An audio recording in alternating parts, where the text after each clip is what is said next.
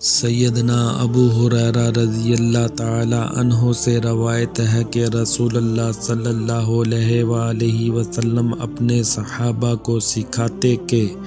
جب تم میں سے کوئی صبح کرے تو یوں کہے: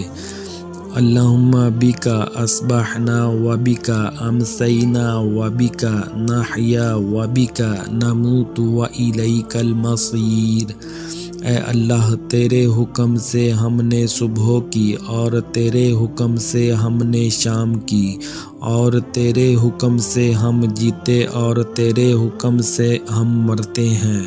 اور تیری ہی طرف لوٹ کر جانا ہے۔ اور جب شام کرے تو یوں کہے: اللہم بکا امسینا وبکا اصبحنا وبکا نحیا وبکا نموت والیک النشور۔ اے اللہ، تیرے حکم سے ہم نے شام کی، اور تیرے حکم سے ہم نے صبح کی، اور تیرے حکم سے ہم جیتے، اور تیرے حکم سے ہم مرتے ہیں، اور تیری ہی طرف دوبارہ اٹھایا جانا ہے۔